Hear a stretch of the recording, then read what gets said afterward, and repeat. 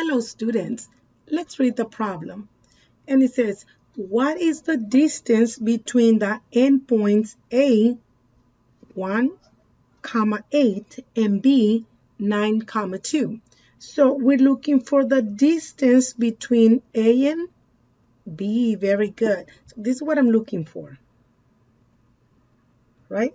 And no, we cannot just count 1, 2, 3, 4, 5 because it's a diagonal measurement, right? You cannot count the squares when you are going in a diagonal, okay? So what we're gonna need to do is we're gonna actually make a right triangle. So look what we're gonna do.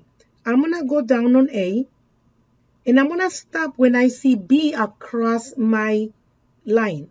So I'm gonna stop right there, okay? And then this will be the other length. Is that right? So now I have a right triangle. This is my right angle right here. And remember, that's my right angle. Then right across my right angle, it's going to be the hypotenuse, right? Remember the Pythagorean theorem? So this will be C, okay? So in the Pythagorean theorem, let me go ahead and show it to you. It says that we can go ahead and find the measurements for the length of the side A and B. And now, remember, A and B can interchange, right? I can say this is A, but at the same time, it could be B. But the one that can never, ever change, the one that you need to make sure that you label it correctly is C. Because C, it's always going to be the longest side, which is the hypotenuse. And like I show you right now, it's always like if you walk across, it will be your right angle, okay? And A and B, something to remind you of A and B is that those two lengths will make your right angle, okay? So this can be A and this can be B, okay?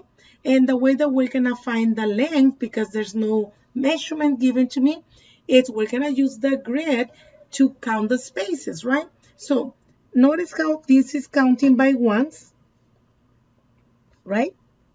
Okay, so every square can count as 1 unit. So this would be 1, 2, 3, 4, 5, and 6. So A is equals to 6. Very good.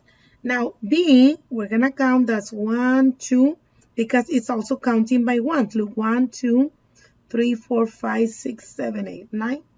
Right? It's counting by 1 unit. So that's 1, 2, 3, 4, 5, 6, 7, and 8. Okay? Now, I'm going to use the formula because remember that A is the measurement of the length of my legs, right? So this will be equals to 6 to the second power plus B is equals to 8 to the second power. And that will give me C to the second power. Now remember that I'm trying to find the areas for those squares that you could actually make on the side of the lengths, right? So 6 squared is equals to 36 and 8 squared is equals to 64 and that will be C squared, right? So when the two legs are given to you, you always gonna end up adding the area of the squares that imagine being on the sides, right? So I'm going to add up these two numbers and that gives me 100. Now, C is not equals to 100. The area of the square that I could actually write in there, right, draw, that would be 100. If I want to find the measurement of just C, I will need to find the square root on both sides, okay? And that will give me C equals 10, right? So now I know that the measurement for C, it has to be at 10, right? And that will be my answer right there, letter B.